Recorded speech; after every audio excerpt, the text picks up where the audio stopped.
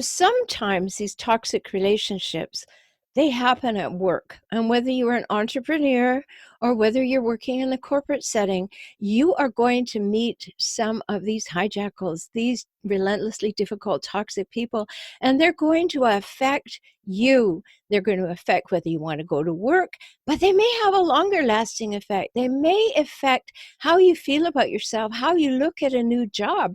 They may scare you off. So I'm going to talk with my guest today about what happened to her. So stay tuned.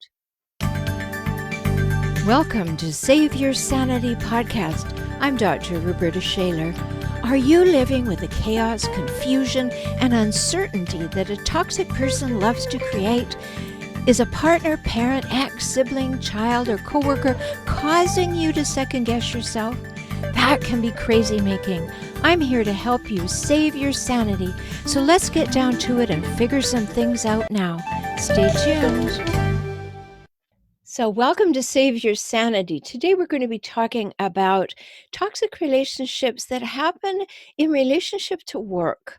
And my guest today is Michele Pariza Wacek, and she's known as Michele PW for those people who don't want to spend time making a mistake on her surname.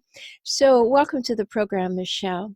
Well, thank you so much for having me. I'm excited to be here today. Well, I'm excited too. We've known each other for years. We haven't spent much time in each other's physical presence, but we've certainly been in each other's general space for quite a while. And now we're both working on Podcast Magazine. So this is an exciting time. And we just had a great experience being off at the New Media Summit together as well. So I wanted to grab Michele, get her to talk right away about what she told me, which is that early in life, you ran into a hijack call. So let me tell you a little bit about Michele before I tell you about this. And here's what she'd like you to know. She is a best-selling, award-winning fiction and nonfiction author. On the fiction side, she writes psychological thrillers and mysteries and suspense books. And she has a popular book blog, so you can look that up. The notes at the bottom will give you all of the URLs. So remember to look at the show notes if you happen to be in your car out for a jog right now. Don't have to remember anything. It's all in the show notes for you.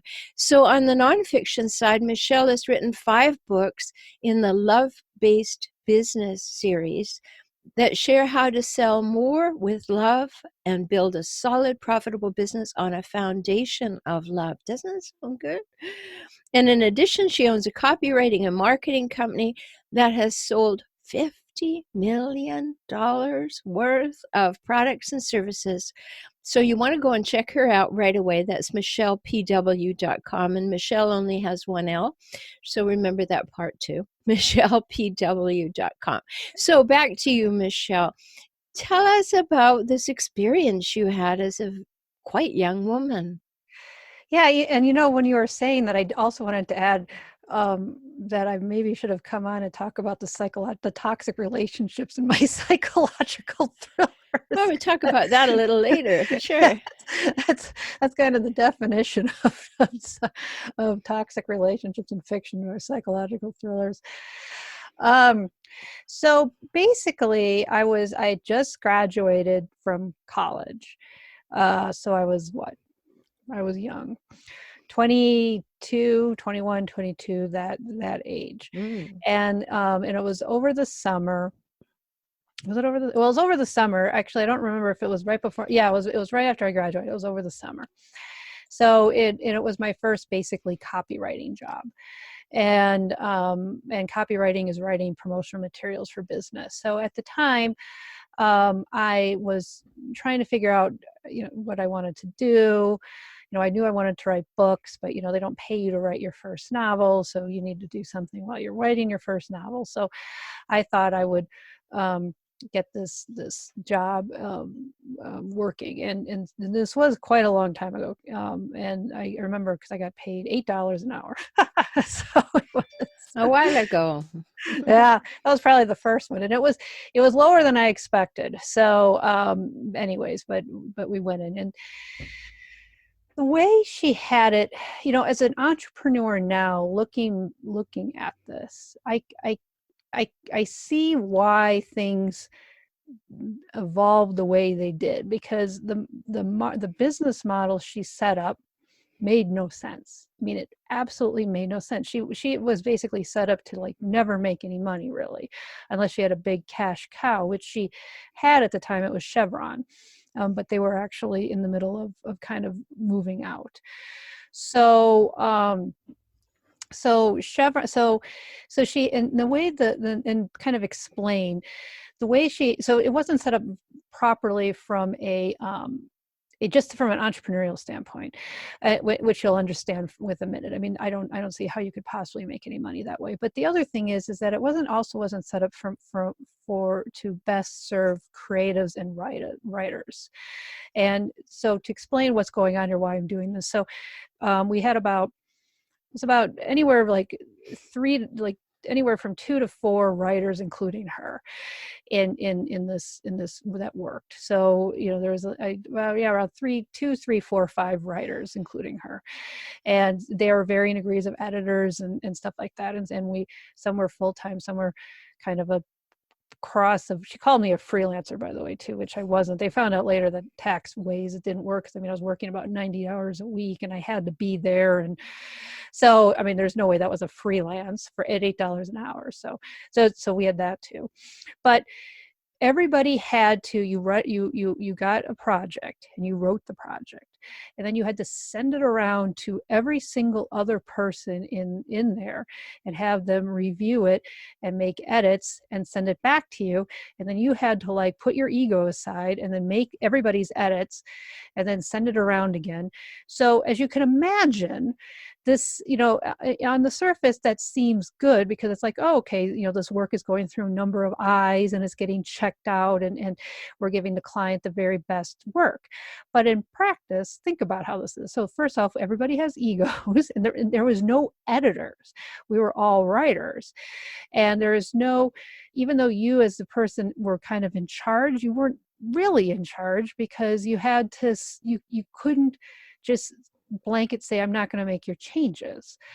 So it was a very weird, and just developed a lot of ego and competition and just all this other stuff that was going on, because nothing. And it also, everything took about 5 times longer because of that very thing. So from a financial standpoint, it also made no sense.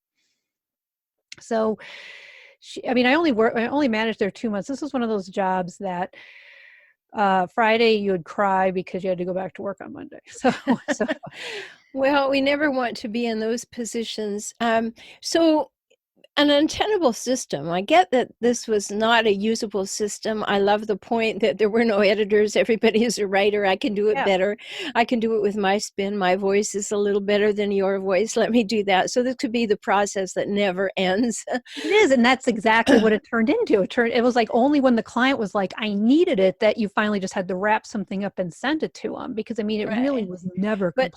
Tell us about this person. Was she a control freak? Was she, what was so toxic about her? Yes, so she was a control freak, so and a perfectionist. So yeah, so we'll start there, and manipulative. So one of the things that happened in this whole process, because obviously, even though she would throw her writing in to get edited, and we would edit her writing, I'm not saying that part she was actually a little bit okay on, but still there was this discrepancy with the whole, like her edits. Obviously, you felt like you had to give more, and anyways. So that was, there's a gaslighting that was going on, because she was claiming that she was just one of the team, but she really wasn't one of the team. And so there's always a subtle manipulation going on that was doing it. But I think the more damaging part of this was the subtle manipulation, where she caused us not to trust ourselves, or at least that's how it turned into me. Like, I know the main writer there, who ended up, she ended up leaving, and she actually moved out of the city because she couldn't figure out, she couldn't figure out how to quit without, because Lori wouldn't let her go. Her name was Lori. She wouldn't let her go, and she couldn't figure out how to quit. So she actually left the actually moved away. Let me And just stop there for a second because you bring up a really interesting dynamic. Yes, this is a while ago, but let's just listen to the language. Someone wouldn't let someone quit their job. yeah, Well, that's a very, very fascinating dynamic because, of course, you can just walk out. You can say stuff this and leave. Um, so the person who felt they couldn't leave their job, quote unquote, was actually having dysfunction as well as the yes, toxic person who's saying, no, you can't go. I mean, whoever has the power to tell you you can't quit your job? The only person who has that power is your family finances. So, yeah. what do you think was going on that made it so that this dynamic could even exist? That this person, was she, far too passive? What was going on? So, I part of it was, I think, this dynamic. Okay, so I think this probably was part. I mean, obviously, I wasn't in her head, so I don't know exactly what it was, but I can tell the pressures from me, which was, you. She cultivated this experience where you didn't want to let her down. Yeah. So it was that. So we had this whole, like, you know, she's doing all this for you. This very, so Mm-hmm. there's this idea that we couldn't. So that was part of it. That it's like and every time, um, you know, the employee would go to her and try to change the dynamics. She would, even just her language. Well, here, okay, so let me continue a little. I'll tell you a little bit about me, and then, like, when I quit, I'll even explain. So Okay. this is how she, she went out to lunch, and she didn't know I was going to quit, but I was trying to work my way up to it. And she started off the conversation by saying, I feel really hurt by your actions. So that's how we started. um, and I'm like 21, she's like in her 30s at least, and I am hurt by your actions. And then at which point I said, I got to quit, I'm going back to school, which I didn't actually go back to school. I kind of lied about that, but I was having the same issues trying to figure out how to go with, and how to break. I knew I had to. So what happened with me is I couldn't trust myself, because I felt like, I would write the stuff and turn it around and would come back so full of edits that I was very, I felt like I couldn't actually trust my inner, my inner judgment at all. Like, like, if, and I actually didn't think I could, I could freelance, I could start my own business, because I actually thought, what am I going to do, because I'm not going to have other people looking at my work in this situation, and I can't send my work out like this, because clearly it's always a mess when I send it around the little editing chopping block.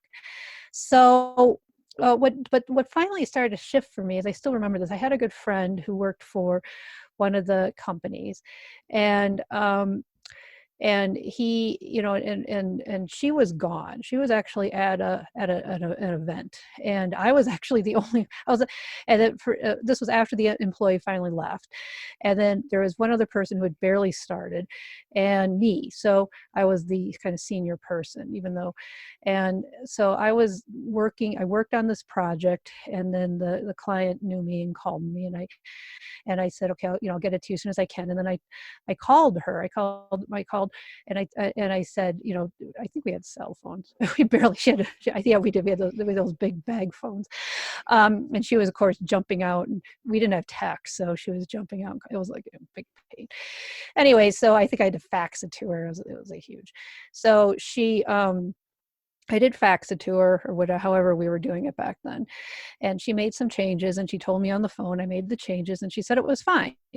And then the client wanted it, and the client was really putting pressure on me to have it, because, like I said, everything would get weighted to the minute. And so I did email it over to him. And then he called me back, and he said, and I still remember this. The first thing he said was, "This is good." And then he had a couple tweaks. So I made the couple tweaks, and all was well. Well, 2 hours later, I get a frantic phone call from her, where I guess she hadn't really looked at it, and she finally did look at it. And she was like, "You didn't send it to the client?" And I said, "Well, yeah, I actually sent it to the client, and he said it was fine." "It's not fine." And she just tore the thing apart. I had to completely redo it. And then she made me, this was kind of humiliating. She made me resend it to him. And it's like, with like, this is what it was supposed to be, not whatever I sent. But the interesting thing about this whole situation was, and I talked to him about it later, because like I said, we were friends before this.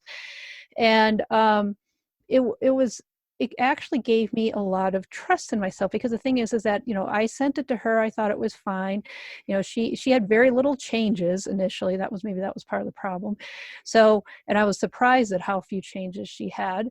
And then the client was fine. Everything was fine until she freaked out. And so I thought, maybe this isn't as dire or as much of an issue as she is making it out to me. And it was probably like a week or two later that I finally, got up the nerve to say, this is it, I'm done.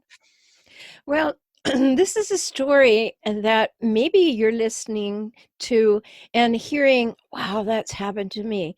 Or I've had those feelings, or I've had that person that was, sort of she or he who will not be pleased. That you mentioned earlier, that the person was a bit of a perfectionist and a control freak. So when we're working for somebody who is a hijackal, which is something that everybody listening is really familiar with, Michele, they are dedicated to always being the one who wins, so they have to be right every moment. So when they feel that they're not in control, then they make you wrong so they can be right, and it is an endless cycle. So I'm so glad that you found some confidence in what you've done by being in this very difficult situation, and you could take that on with you to a new position. I'm sure that she churned through many, many, many people during her time of doing what this is all about. And I apologize for my voice today, but I have had some issues. I think there are issues in the world right now. I do not have those issues.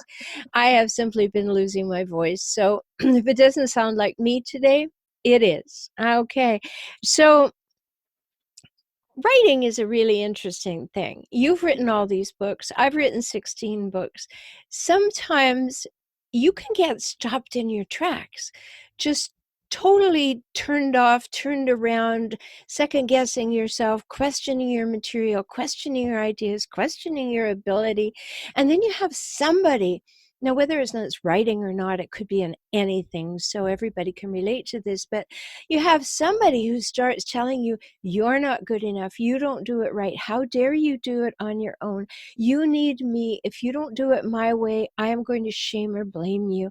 And these things build up. So what was your takeaway from this toxic situation to move away from it? How long did it take you to recover, for instance? So it took me it took me years actually to recover, because even though I got out of it, like I said, the whole thing was, I think it was about 2 months. Mhm. And um and I was able to kind of get out. But my the it took me a long time to really get around to trusting myself. And so I think that was part of it, because I still had that little voice that was like, it's not very good, it's not this, it's not that. So that part took a long time. And then the other damage to it was, I mean, to write a fiction book, well, to write any book, quite honestly, but especially fiction, nonfiction, when people read nonfiction books, I mean, they're reading it for the information. Not that, I mean, it still has to be well written, so don't get me wrong. But nonfiction book are, people are reading it to get the information inside. So you can rely. You can rely, if your information is good, the writing faults are kind of secondary. But with fiction, the story and the writing out, I mean, there are some famous, like, 50 Shades of Grey is one that comes to mind, where she's a pretty terrible writer. But it's very popular, it's a very successful book. But so if you have a really, really strong story, again, you can get away with it. And a lot But of sex. or a lot of sex, or you really tap into something that's getting people. So obviously, there's obviously exceptions there too, but you need an awful lot of ego to really pull yourself through a fiction book. It's also longer, so it takes longer to do that. And so that was part of what it caused me to really second guess myself, and really it was one of the and it's one of probably one of the excuses that I use to keep myself from finally sitting down and writing my fiction book. So, and Mm. that was part of it as well. Yeah, let's jump on that because, again, we can generalize this to anybody who's been in a Yeah. work situation. When somebody causes you to second guess yourself, even if you're not working with them, maybe you're dating them or you're married to them, and they cause you to second guess yourself, they'll they'll jump all over that. They'll drill down. Oh, I found a weak spot. And they will weaponize that. Can I make you question yourself more? Can I make you uncertain? And for them, it's sort of, ah, ha, ha, I have power over you now. And what you were saying, Michele, about how you only worked there 2 months, but it took you years to recover. That's the kind of thing. I mean, that is toxic blame and shame, and it just gets into the pores of your body, doesn't it? Like you start, like there's this little question all the time. Yeah, you really internalize it. And in that, yes, because that whole circular thing and what she's doing. And looking back on her now, I didn't know her that well. It was only 2 months, and I don't know. And this is probably something you tell in the show too, because I suspect that she would be somebody who would be horrified if she actually heard this. If she heard this podcast, I don't think she ever meant for that to be so. In some respects, I almost think she was more, I don't know if I want to say dangerous, because she was like, I think she was an unknowing person that crazed that was part of this whole. I don't think she really, I don't think it was a conscious thing that she was actually using to do. That's one of the things that when I was thinking about this podcast. And in some respects, because of that, I think it was more dangerous, because I think she really felt like she was I think she thinks now she was a good person, and she was, but she couldn't see beyond herself. Well, you see, you bring up something very pertinent to the hijackal experience, which is you're giving her the benefit of the doubt. You're second guessing That could her. be true. You're stepping back and saying, well, I don't want to paint her in a bad light. I don't think she meant that. Oh, because you wouldn't have meant it. You wouldn't have done it on That's true. purpose. Now, we don't know. You could be Yeah. exactly right. But from the whole hijackal experience, good and mostly healthy people give other people the benefit of the doubt, go the extra mile, understand, say they must have been under stress, they didn't understand what was going on. We need to have leniency. We're all human, aren't we? When we get into that whole thing, and then there we are, and we're worn down to a nub, and they're still there doing their thing and being all, "Well, I'm fine. I don't see any problems here. What's wrong with you?" And so this is why I wanted to have this conversation with you, because we're going to talk about how that affects you as a writer in a moment, but how it affects us as a person to be a young person in a new career, and then to have someone who can just turn us inside out and start us to second guess ourselves, sets us on a path that does have an impact on everything we do from then on. What do you think the impact was, that when you went to your next situation, your next job, what did you take with you there? So I think I had two reactions that I swung between them, and you probably are familiar with that. Where one reaction would be just this, like, shrinking down completely, like, not, that's kind of like what happened with the fiction writing, where I just didn't write at all because I was so afraid of failing. So there was that part of, like, not afraid of failing. But then there would be times where I would swing way the other way, and I wouldn't want any, like, I would just flat out not want any suggestions for edits, or just tell people, almost like an arrogant thing. So I swung wildly between two poles. I wasn't in the arrogant one a lot. That's not really my personality. You probably see that, but it didn't show up though. So the thing is Mm-hmm. there were moments that I can think of where I didn't handle things as well as I should have, because I was in that flip side, almost like that overprotection side. So I think those were probably the two dysfunctional ways it acted out for me before, I was able to take a lot of, um, move past all of that and start to just and really, I guess from the time and whatever to really, yeah, I guess move, heal what happened. Well, hearing those two poles, those polar opposites that you're talking about, am I ever going to write a good word again? And how dare you question the words that I've written? Um, that's pretty normal because you are having such an internal conversation that it's going to come out in those ways. And as you said, that is quite common. More people are going to go for the first one. They're going to crawl away with their tail between their legs and say, will I ever live to rise again? Should I be in this profession at all? Am I going to meet another hijack call? Is there going to be another toxic situation? Do I really ever want to get out and take the covers from over my head again? Because it's a natural reaction, especially when you're young, like you said, very, very different times. So let's just talk about the writing part, because I think you're very unique. I haven't had a guest on who is really focused on writing. Many people are focused on a career that they support by putting their words on the page, but this is something that you do as a major focus. So it's a lonely activity. It's an something you have to spend a lot of time with yourself doing. So you needed to heal from this in order to be able to write that fiction. What did you take yourself through in order to do that?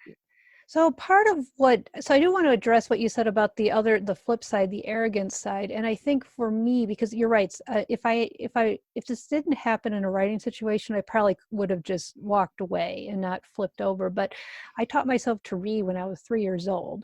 So yeah, I mean, walking away from writing was really never an option. It was just a matter of what needed to happen to work through it. So the beauty about writing is, of course, it's a wonderful self-help tool to help move through it. So I did do journaling. I did do things like that to kind of help move some of the energy through. And part of this too is that I think that I know for some of your listeners, if you may have, because this is what happened to me. As much as I wanted as much as I am a writer, it really was an option to walk away. But that's part of the whole fiction thing, where I would I had a toxic relationship with the some of that showed up with myself with that, and that was the whole swinging between if it's not good enough, I'm not even going to do a first draft. Well, if you can't do a first draft, I mean, we editing is part of writing. So if you don't get anything down, there's nothing you can do. So, but I know for so many of you, you let that voice in your head that's telling you, good, impact you being able to put words on the page. And that's the real issue, I think. And so as much as you can, like what I had to do is really take the pressure off of me. And I mean, and I there's probably more healthier ways I could have done it, but and it did take longer. But a lot of it was the journaling and taking the pressure off, and just getting something done, and moving forward, and just keep coming back to it and keep circling back. So that's really how I had to move through it. Well, that's interesting. I had to learn copywriting and I didn't learn to do it really well, but I took some classes. And I remember that one maxim was better written than right. Yes. And I thought, okay, I can run with that one. Like, get it on the page, start manipulating the language, start doing that. So I hear that in what you're saying. Okay.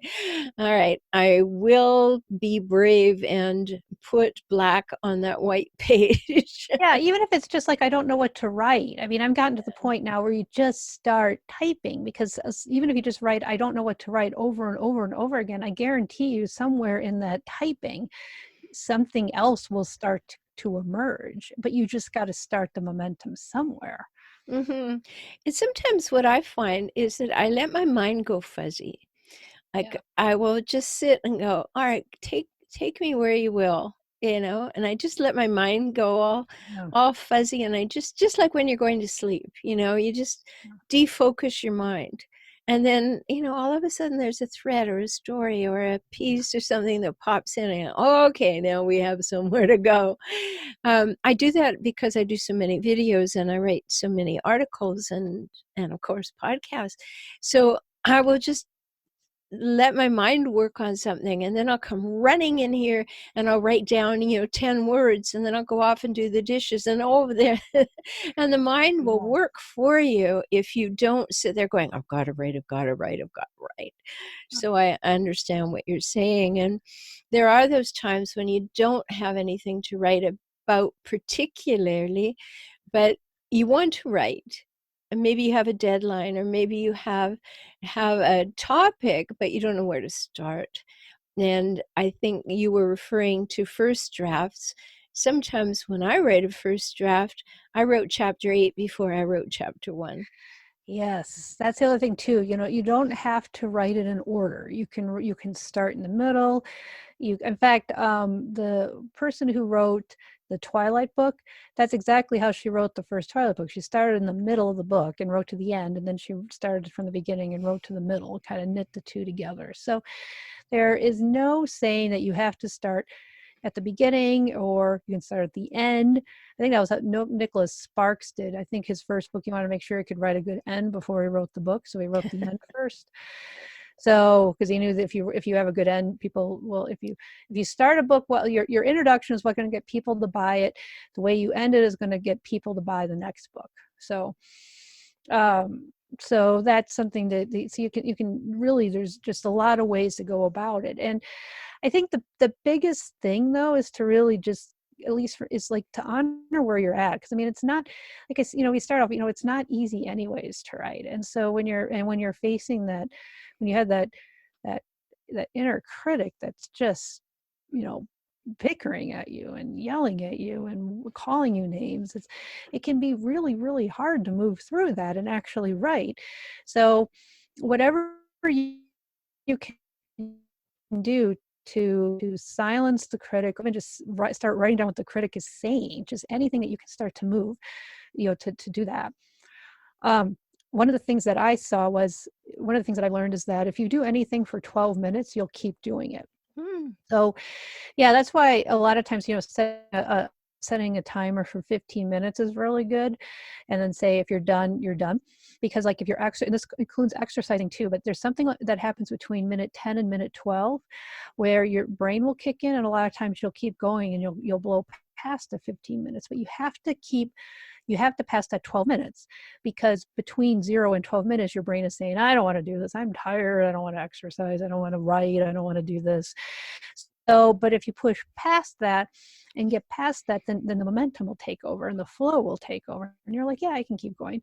And now the trick to this is that don't count on it. So really set the timer and tell yourself, if you're really done at 15 minutes, then you're really done at 15 minutes, because you're not going to believe yourself, and you'll never get started if you don't stop on those days that you're like, I can't do it. But you'll be pleasantly surprised how many times you'll keep push through it. So I would say 15-minute blocks of time, and we can all fit in a 15-minute block of time somewhere over a lunch hour before bed. And just, even if you're writing over and over again, I don't know what to write for 15 minutes, that's might be the first step, just the first step to get things going. Mm-hmm. Well, those are good tips for all of us. I'm going to see if it works on cleaning my garage. Uh, okay, I so bet it does. You'll have to check in with me on that. so I just want to end our time together by saying, what do you think the major positive you took from that experience in that early job in your career? What is the major thing that it gave you? So the first major thing that it gave me, that I did actually learn to trust myself, which I know because at that moment, when I talked to the client and he said everything was fine, and then she called back in a tizzy, and I just remember feeling like that little kernel that was very deep inside me. The voice was small, and like I said, and it got buried, because I mean it did take years to heal, but it was there. I found it. I found my true self for that moment, and I was able to, over time, develop that relationship. So I don't know if it would have popped up, other than, find it, that moment was when it did, and I was able to, strengthen that relationship. So that part was really good. That is really good. So, no matter what experiences we've had, one of the important things for us all to ask ourselves is, what can I take away from that actually improved my life? And we have a new segment on Save Your Sanity where I'm asking each of my guests to do a separate recording, and they're going to talk about the 3 most significant things that they were impacted by from having their toxic situations, and these will be offered as bonus episodes, so watch for those coming up. And so I want to thank you so much for being with us. You have a gift for everybody, especially for the writers in the group, or the would-be writers, or the ones who've been stimulated today to think, I have a story, I could write that down. And Michele has a writing toolkit, and you can find that at lovebasedbiz.com, and that's love based, BASED, BIZ or Z, depending on where you live, .com. lovebasedbiz.com. Thank you so much for being my guest today, Michele. Thank you so much for having me. Exciting thing to talk about. We're going to be doing more and more diverse things here as we drive down into how to save your sanity. There can be so many impacts that you might not have thought of, and we're going to go into all the cracks and crevices where all the little tentacles have been wrapped around people's souls, and find ways to shed light on those. So stay tuned. So glad you were here today. Take care. Thank you for joining me on the Save Your Sanity podcast today. I hope you've had some new insights, some ideas and strategies to help you gain clarity and confidence for moving forward toward greater emotional health and safety. You deserve that, and so do your children. If you found value here and would like to support this podcast with $1 or $5 each month, please do so at patreon.com/saveyoursanity. Learn more about how to work with me via video conference, join my optimized circles, or subscribe to this podcast on my YouTube channel at my website,